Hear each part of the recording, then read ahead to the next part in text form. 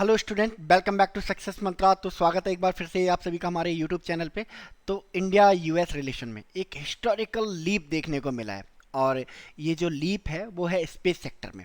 तो अभी तक हमने देखा था कि इंडिया यूएस कैसे एक दूसरे के साथ इंगेज कर रहे हैं। मोर और लेस इंडिया यूएस की जो रिलेशन है पिछले 10 से 12 सालों में एंटी चाइना बेस हो गए थे। यानी कि अब हम भी चाइना के अगेंस्ट हैं, आप भी चाइना के अगेंस्ट हो, तो हम फ्रेंड बन जाते हैं। बट अब इंडिया और यूएस ने एक ब्रॉडर पर्सपेक्टिव में सोचना शुरू कर लिया है ना। ज़्यादा से ज़्यादा डिफेंस पिक को लेके बात हो जाती थी, ट्रेड को लेके बात हो जाती थी, है ना। अब जो है इंडिया यूएस रिलेशन अपने नेक्स्ट स्टेज पर पहुंच गए हैं, और ये जो स्टेज है स्पेस कोऑपरेशन की।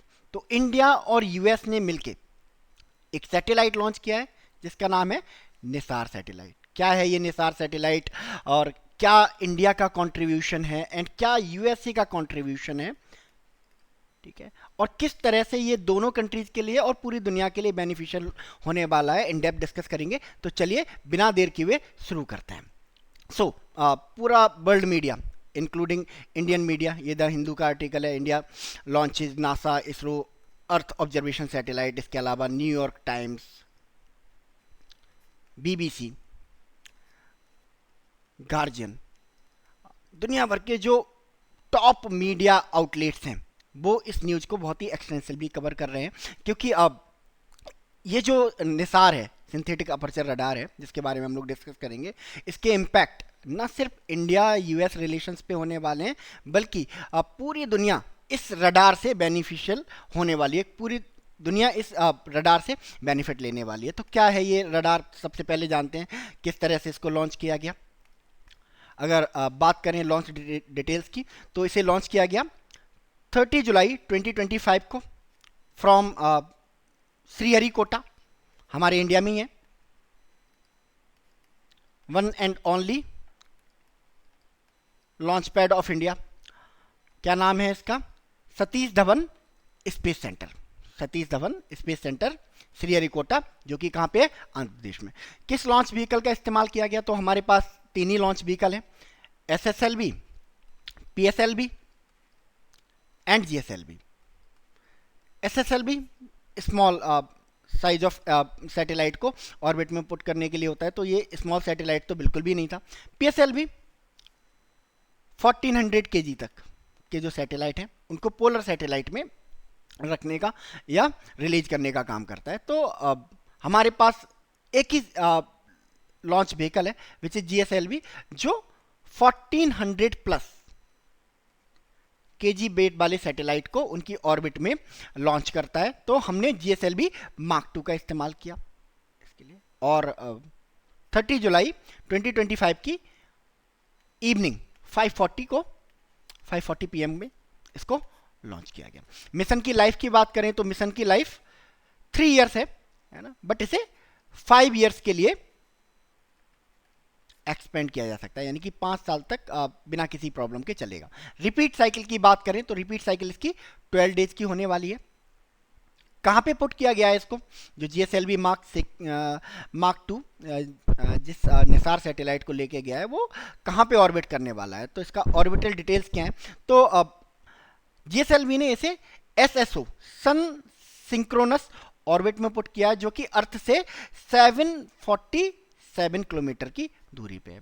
ठीक है, बात करें निसार सैटेलाइट के एक्सपेंडिचर की, तो बहुत महंगा सैटेलाइट है ये अपने आप में, दुनिया का सबसे महंगा सैटेलाइट, जिसकी कॉस्टिंग है $1.5 बिलियन, है ना। दैट इज वाई ये कोलैबोरेशन हुआ है बिटवीन इसरो एंड नासा, क्योंकि इतना कॉस्टली सैटेलाइट ना तो नासा अकेले बनाना चाहेगा, ना ही इसरो इसको बनाना चाहेगा। चलिए निसार की स्पेसिफिकेशन के बारे में जान लेते हैं कि क्यों निसार को इतना एक्सटेंसिवली कवर किया जा रहा है। तो निसार अपने आप में दुनिया का पहला सैटेलाइट है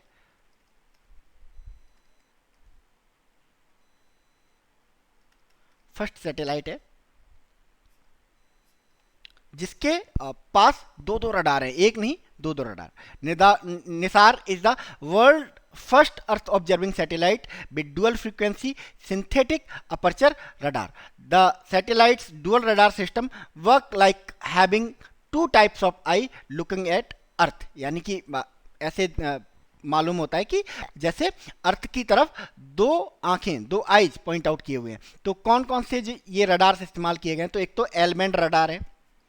एल बैंड रडार इसको बनाया है नासा ने। फ्रीक्वेंसी है 1.257 गीगाहर्ट्ज, ठीक है, नासा के द्वारा बनाया गया है इसको। और क्या काम होगा इसको? ये अर्थ सरफेस के अंदर पेनिट्रेट करेगा, एक्सरे मशीन की तरह काम करता है ये एक्चुअली में। जैसे एक्सरे हमारी बॉडी के अंदर है ना सर्विलांस करता है, पिक्चर लेता है, वैसे ही ये अर्थ सरफेस के अंदर और जो डेंस फॉरेस्ट है उनके अंदर की जो पोजीशन है, लोकेशन है, सिचुएशन है, उनको कलेक्ट करने का काम करेगा। Whereas S band satellite radar की बात करें तो 3.2 गीगाहर्ट्ज फ्रीक्वेंसी है और इसको डेवलप किया है इसरो ने। ये है एक कैमरा इस सैटेलाइट का, ठीक है। तो जो अर्थ की जो अपर सरफेस है उसकी इमेज लेने का काम करेगा,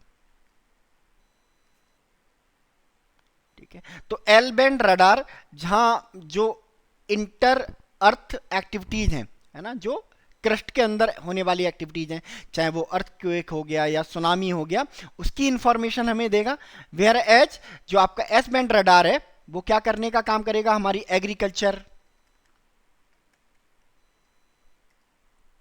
बायोमास एस्टिमेट और वाटर लेवल्स,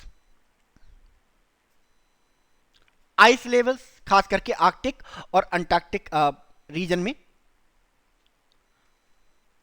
इनको मेजर करने का काम करेगा, ठीक है। तो अपने आप में दुनिया का पहला सैटेलाइट है, ऐसा सैटेलाइट किसी के पास भी नहीं है, ठीक है। दोनों को मतलब इक्वली मिलके बनाया नासा इसरो ने। देख सकते हैं ये सेपरेशन है कि कौन से पार्ट इसके नासा ने बनाए हैं, कौन से इसरो ने बनाए हैं। तो ये इसरो वाले पार्ट हैं जो डार्क में दिखाई दे रहे हैं। तो SSAR फीड अपर्चर बनाया है इंडिया ने। इसरो I3 के इसके स्पेस क्राफ्ट बस को बनाया है, ये वाला सिस्टम पूरा, ठीक है। इसके अलावा जो एस बैंड रडार है वो तो बना ही बनाया है। अगर बात करें नासा की, है ना, तो नासा ने ये एंटीना बनाया है, 12 मीटर रडार एंटीना, रिफ्लेक्टर है। और LSAR feed aperture, L band radar जिसको हम लोग डिस्कस कर चुके हैं। तो इस तरह से दोनों स्पेस एजेंसी ने इक्वली कंट्रीब्यूट किया है इतना सक्सेसफुल रडार बनाने में। अब बाकी हम जान चुके हैं इसके फ़ायदे क्या होने वाले हैं। अर्थक्वेक के बारे में इंफॉर्मेशन मिलेगी, हमें सुनामी के बारे में इंफॉर्मेशन मिलेगी, एग्रीकल्चर क्रॉप्स के बारे में इंफॉर्मेशन मिलेगी, वाटर लेवल्स, आइस लेवल्स के बारे में इंफॉर्मेशन मिलेगी। तो ये सिर्फ इंडिया US के लिए बेनिफिशियल नहीं होगा, ये पूरी ह्यूमैनिटी, पूरी दुनिया के लिए बेनिफिशियल होने वाला है। तो ये है निसार इन डिटेल। तो इस सेशन में हम लोग इतना ही रखते हैं, मिलते हैं हम लोग नेक्स्ट सेशन में। तब तक के लिए thank you so much and God bless you all.